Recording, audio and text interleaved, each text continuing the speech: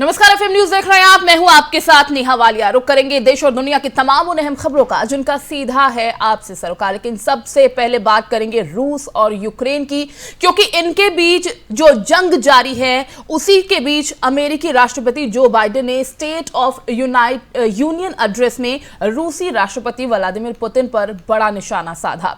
एक तरफ उन्होंने पुतिन पर रूसी अर्थव्यवस्था को बर्बाद करने का आरोप लगा दिया है, तो वहीं दूसरी तरफ यूक्रेन के खिलाफ उसकी सैन्य कार्रवाई पर सवाल उठाए हैं। रूस पर तमाम तरह की पाबंदियां लगाने से लेकर यूक्रेन की मदद करने के ऐलानों तक राष्ट्रपति बाइडेन ने कई मुद्दों पर विस्तार से अपनी बात रखी है।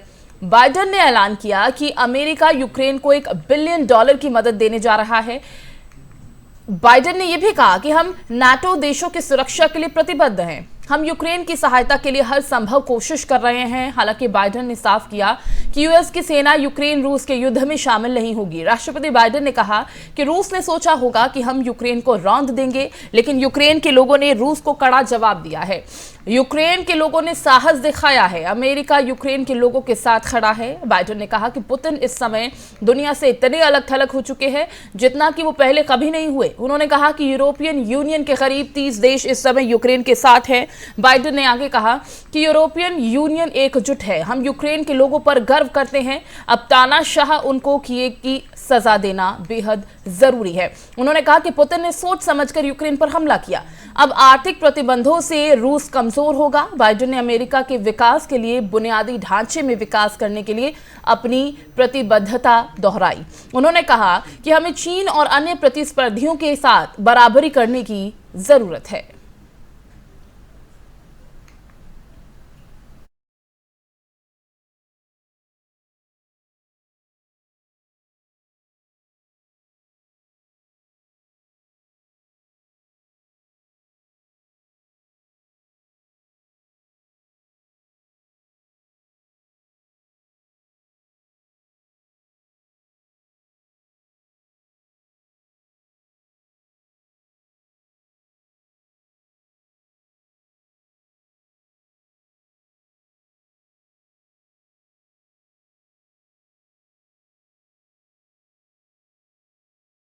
तो देखिए, एक तरफ रूस के राष्ट्रपति व्लादिमीर पुतिन यूक्रेन की राजधानी कीव पर कब्जे के लिए किसी भी हद को पार करने के लिए तैयार है। तो वहीं दूसरी तरफ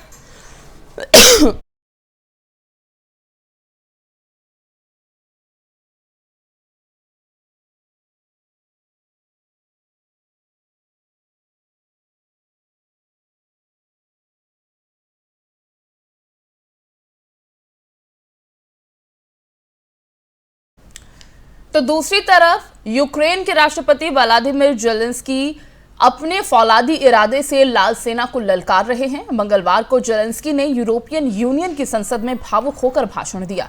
इस दौरान यूक्रेन के हर हाल में बचाने का उनका जुनून देखकर दुनिया हैरान रह गई। अपने भावुक भाषण में जेलेंस्की ने कहा कि मेरे देश में जो हो रहा है वो थोपी गई एक त्रासदी है। हमें कोई भी तोड़ नहीं सकता क्योंकि हम यूक्रेनियन हैं। जेलेंस्की कीव से यूक्रेनी भाषा में बोल रहे थे और उनके भाषण का लाइव ट्रांसलेशन हो रहा था। जब उन्होंने बच्चों को बचाने की बात कही तो ट्रांसलेटर का गला रुंध गया, वो रो पड़ा। इससे कुछ देर भाषण रुका रहा। ऐसा एक बार नहीं 3 बार हुआ। जेलेंस्की ने कहा, आज यूरोपीय यूनियन को साबित करना होगा कि वो सच के साथ है, वो हमारे साथ है। जेलेंस्की ने अपने भाषण में पुतिन को युद्ध अपराधी बताया। जेलेंस्की ने भाषण खत्म होने पर मुट्ठी बांधकर यूक्रेन को बचाने के अपने अटल संकल्प का संदेश दिया। इसके बाद ईयू के सभी सांसद करीब 5 मिनट तक खड़े होकर तालियां बजाते रहे। तस्वीरों में आप देख सकते हैं। बता दें कि यूक्रेन ने सोमवार को ही यूरोपीय संघ का सदस्य बनने के लिए आवेदन किया था, जिसके बाद संसद का ये विशेष सत्र बुलाया गया था। इस सत्र में जेलेंस्की के भावुक अपील के बाद यूक्रेन की यूरोपियन यूनियन में एंट्री पर औपचारिक मोहर लग गई है। ये किसी से छुपा नहीं है। हालात क्या बने हुए हैं ईयू में एंट्री को लेकर, राष्ट्रपति जेलेंस्की की ये जो भावुक अपील रही, उसके बाद सभी ने खड़े होकर संसद में करीब 5 मिनट तक तालियां बजाई और आप देख सकते हैं कि क्या नजारा उस वक्त रहा। और जेलेंस्की ने साफ शब्दों में ये कहा कि यूक्रेन कभी झुकेगा नहीं, अपने दृढ़ निश्चय पर अटल है, अडिग है। हम रूस के हमले का यूं ही सामना करते रहेंगे। हम अपने हर साथी को बचाने की पूरी कोशिश में हैं और कोशिश यही है कि सभी को सही सलामत बचाया जा सके।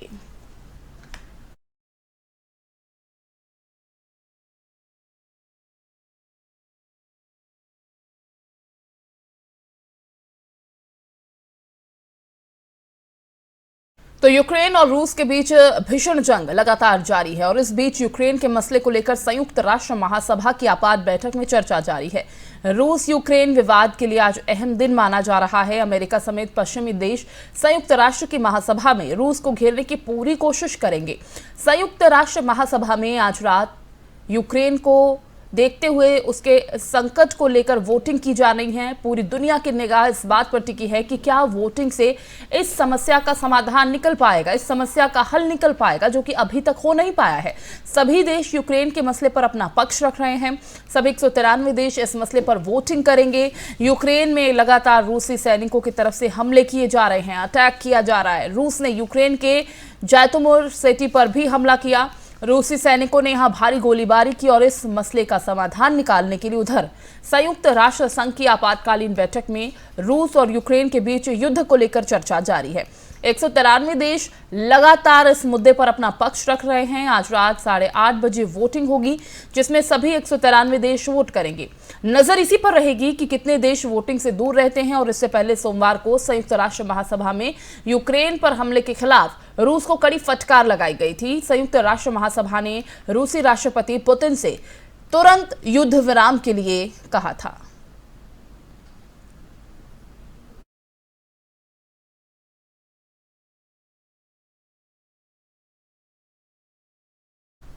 तो यूक्रेन रूस युद्ध में फंसे 5 भारतीय छात्रों को आज लखनऊ पहुंचाया गया है। लखनऊ एयरपोर्ट पर छात्र अपने परिजनों से मिले और परिजनों के साथ नम आंखों के साथ गले लगे तो उनकी पलकें भीग गई। वहीं कुछ छात्रों ने पत्रकारों को आपबीती बताई और यूक्रेन की स्थिति के बारे में भी बताया। आपको सुनाते हैं छात्रों ने क्या कुछ कहा। खराब है। Western borders are okay but eastern borders are not okay. तो उधर से फर्स्ट इवैक्यूएट करना चाहिए। और बॉर्डर्स पे तो मतलब बहुत ही गंदा हालत है। There is no arrangement at the borders. Bharat सरकार ने क्या व्यवस्था की आप लोगों को वहाँ जाने की? फ़्लाइट्स के लिए किया था, फिर इधर से बॉम्बे टू लखनऊ भी फ़्लाइट्स किया। बट मेन इशू तो लाइक सिटी सेंटर से निकलना है। सिटी सेंटर से बॉर्डर निकलने के लिए बहुत दिक्कत हो रहा है, क्योंकि उधर पे लगातार अटैक्स हो रहे हैं और मर्सिनरीज हैं, तो कोई भी निकलना ही नहीं चाहता है वहाँ से। आप लोग वहाँ से बॉर्डर तक कैसे पहुँचे? खुद से हम लोग ने बस किया on our own risk, asking our parents कि कुछ भी होता है तो हमारी पर्सनल जिम्मेदारी होगी। ऐसे हम लोग निकले। तो सुना अपने छात्रों की ही जुबानी कि क्या हालात वहां पर बने हुए हैं, अभी भी परिस्थितियां क्या हैं और किन परिस्थितियों, किन हालातों का सामना करने के बाद वो भारत वापस लौटे हैं। और अब सभी की नजर अब 3 मार्च पर होने वाले छठे चरण के मतदान पर है। अब ऐसे में रैली और जनसभाओं की बात करें तो ये दौर अपने चरम पर है। सपा, बीजेपी, बीएसपी और कांग्रेस समेत तमाम राजनीतिक पार्टियों ने अपनी पूरी ताकत झोंक दी है। इस सभी के बीच पश्चिम बंगाल के मुख्यमंत्री ममता बनर्जी पीएम मोदी के संसदीय क्षेत्र में प्रचार करेंगी।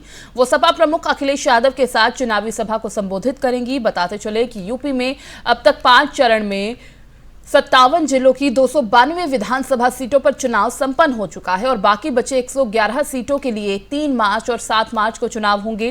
3 मार्च को 10 जिलों की 57 विधानसभा सीटों के लिए चुनाव होगा और 10 मार्च को वोटों की गिनती होगी। 10 मार्च को सभी के सामने नतीजे होंगे। और इसी बीच आपको फिर बता दें कि ममता बनर्जी अखिलेश यादव के साथ मोदी के गढ़ पहुंचेंगी, जनसभा को संबोधित करेंगी।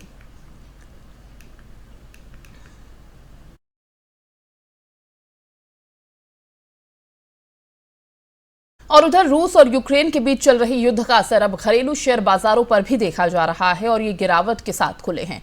कल अमेरिकी बाजारों में जोरदार गिरावट के साथ ट्रेंड बंद हुआ और इसका असर भी भारतीय शेयर बाजार पर देखा जा रहा है। सेंसेक्स आज 618 अंक से ज्यादा टूटकर 55,629 पर खुला है और निफ्टी की 200 अंक से ज्यादा की गिरावट के साथ शुरुआत हुई है।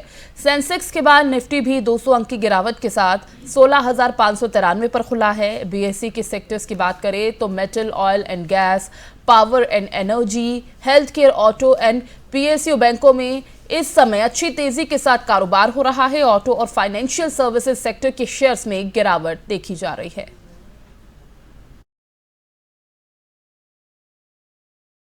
उधर सेंसेक्स की बात हमने आपको बताई कि किस तरह गिरावट के साथ बाजार खुले, लेकिन अब अगर हम कोरोना का जिक्र करें तो जहां एक तरफ हम देख पा रहे थे कि किस तरह से धीरे धीरे अब देश में कोरोना के मामले कम होने लगे थे, लेकिन वहीं देश में जानलेवा कोरोना वायरस के मामलों में आज बढ़ोतरी देखी गई है। देश में बीते 24 घंटों में कोरोना के 7,554 नए केस सामने आए हैं। 223 लोगों की मौत कोरोना की वजह से हुई।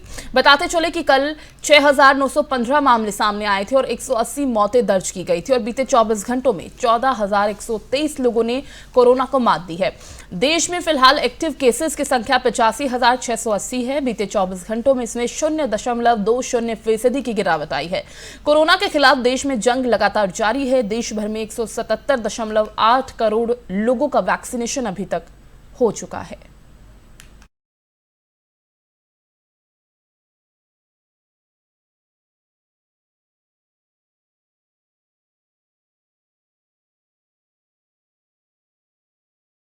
इस बुलेटिन में फिलहाल बस इतना ही। बाकी खबरों के लिए आप बने रहिए फिल्म न्यूज के साथ।